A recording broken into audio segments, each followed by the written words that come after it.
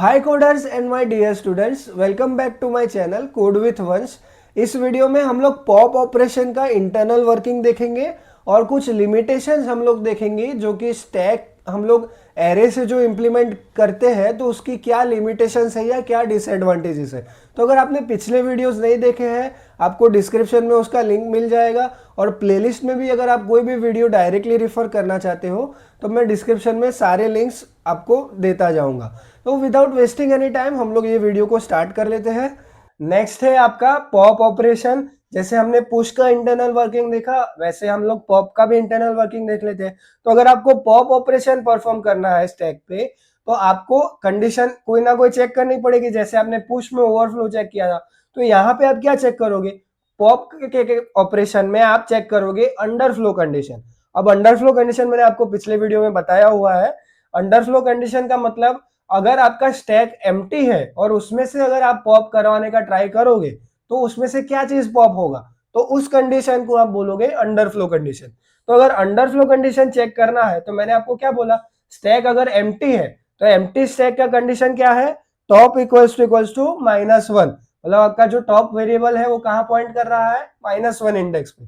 ठीक है, तो आपको समझ में आ रहा होगा अब क्यों हम लोग ये सारी चीज बार बार रिपीट कर रहे हैं। ठीक है, तो अंडरफ्लो कंडीशन क्या थी, पॉप करवाना का आप ट्राई कर रहे हो कब, जबकि आपका स्टैक एम्प्टी है। ठीक है, नेक्स्ट है उसके बाद अब आपको कंडीशन आपने चेक कर ली, आपका स्टैक मान लो एम्प्टी नहीं है, उसमें एलिमेंट्स है, जो हमने पुश वाले एलिमेंट्स हमने इंसर्ट करवाए, अब हम लोग वहीं से एक एक करके सारे एलिमेंट्स को पॉप करवाएंगे। तो यहाँ पे मैंने स्टैक को रिप्रेजेंट कर दिया है। देखो पिछले जो एलिमेंट्स हमने उसमें इंसर्ट करवाए थे, पुश करवाए थे, वो 1 2 3 4 5 करके मैंने एलिमेंट्स पुश करवाए थे। अब इन्हीं को मैं एक एक करके पॉप करवाऊंगा, तो वो किस तरह से होगा वो हम लोग देख लेते।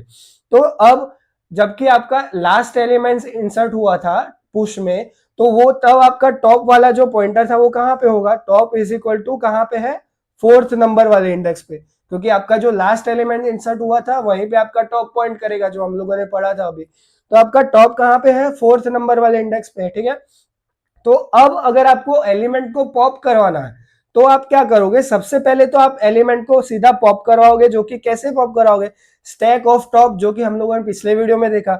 उसका मतलब स्टैक जो मेरा एरे का नाम है उसके अंदर से मेरा टॉप का जो इंडेक्स है, तो अभी मेरा टॉप कहां पॉइंट कर रहा है, 4th नंबर वाले इंडेक्स पे। तो स्टैक ऑफ 4 वाले को मैंने बाहर कर दिया पॉप। तो ये वाला जो एलिमेंट है 5th नंबर वाला, वो सबसे पहले हो गया पॉप। ठीक है, ये आपको समझ में आया। अब इसके बाद आपको अपने पॉइंटर को क्या करना है, टॉप वाले पॉइंटर को डिक्रीमेंट करना है। पुश में आपने क्या किया था, क्योंकि आपको एलिमेंट को एक एक करके पुश करना था, तो आप अपने पॉइंटर को एक एक करके ऊपर इंक्रीमेंट करोगे। यहां पे आपको ऊपर से पॉप करते करते नीचे आना है, तो आप अपने पॉइंटर को एक एक करके डिक्रीमेंट करोगे। तो इसमें आपको पहले एलिमेंट को पॉप करना है, उसके बाद आप अपने पॉइंटर को डिक्रीमेंट करोगे। पुश में क्या करते थे आप, सबसे पहले पॉइंटर को आप इंक्रीमेंट करते थे, उसके बाद एलिमेंट को इंसर्ट करते थे। बस यही डिफरेंस है दोनों में। तो सबसे पहले आपने एलिमेंट पॉप करवा दिया, उसके बाद आप करवाओगे डिक्रीमेंट टॉप। अब डिक्रीमेंट टॉप करवाओगे तो टॉप 4 पे था, डिक्रीमेंट होके कहां पे आ जाएगा, टॉप आ जाएगा यहाँ पे 3 पे। तो यहाँ पे अभी आपका टॉप जो है वो पॉइंट कर रहा है। ठीक है, वैसे ही आप जाके अब ये वाले एलिमेंट को पॉप करवाओगे, तो पॉप अगर आपका टॉप इज इक्वल टू 3 है, सॉरी 3 है, 3, तो आपका स्टैक ऑफ टॉप क्या हो जाएगा, स्टैक ऑफ टॉप होगा स्टैक ऑफ 3। तो उसी उसी एलिमेंट को आपको यहाँ पे पॉप करवा देना है, मतलब जो कि आपका 4th नंबर वाली वैल्यू है उसको। वैसे ही उसके बाद वापस से आप टॉप को डिक्रीमेंट करोगे, एक एक करके सारे एलिमेंट्स को इस तरह से आप पॉप करते जाओगे। तो ये था पुश ऑपरेशन और पॉप ऑपरेशन का इंटरनल वर्किंग, कि किस तरह से रियल लाइफ में आप एलिमेंट को इंसर्ट या फिर डिलीट करोगे। ठीक है, नेक्स्ट है उसके लिमिटेशंस, ये लास्ट टॉपिक है, लिमिटेशंस ऑफ एरे इंप्लीमेंटेशन। मतलब स्टैक को अगर आप एरे में इंप्लीमेंट करोगे तो उसके कुछ ना कुछ तो लिमिटेशन होंगे। एक तो लिमिटेशन हम लोग कब से पढ़ के आ रहे हैं, जो कि है उसका फिक्स्ड साइज। मतलब आपके एरे की साइज जो है वो फिक्स्ड रहेगी। Once fixed it can not grow और श्रिंक ड्यूरिंग प्रोग्राम एग्जीक्यूशन। मतलब ये चीज डायनामिक नहीं है, आपका जो साइज है वो फिक्स ही रहेगा, प्रोग्राम एग्जीक्यूशन या फिर एलिमेंट्स के रिक्वायरमेंट्स के हिसाब से वो चेंज नहीं होगा। उसका मतलब अगर आपने डिक्लेयर कर दिया है कि इंटीजर करके स्टैक जो आपने एरे का नाम दिया था और उसमें जो आपने 5 नंबर की जो साइज दी थी, तो ये जो साइज है वो फिक्स ही रहेगी, वो चेंज नहीं हो सकती अगर आपके एलिमेंट्स बढ़ जा रहे हैं या फिर प्रोग्राम एग्जीक्यूशन के टाइम। तो ये सिंपल सा उसका एक लिमिटेशन है। नेक्स्ट है उसका स्टैक ओवरफ्लो। अब हम लोगों ने देखा कि आपका जो स्टैक है वो ओवरफ्लो भी हो सकता है, कि अगर आप लोगों ने सारे इंडेक्स पे एलिमेंट्स भर दिए तो नेक्स्ट आप एलिमेंट इंसर्ट करवाने जाओगे तो वो ओवरफ्लो हो जाएगा। तो ये भी कहीं ना कहीं एक लिमिटेशन है। उसके बाद मेमोरी का वेस्टेज हो रहा है कहीं ना कहीं। कैसे हो रहा है? If the stack size is declared large.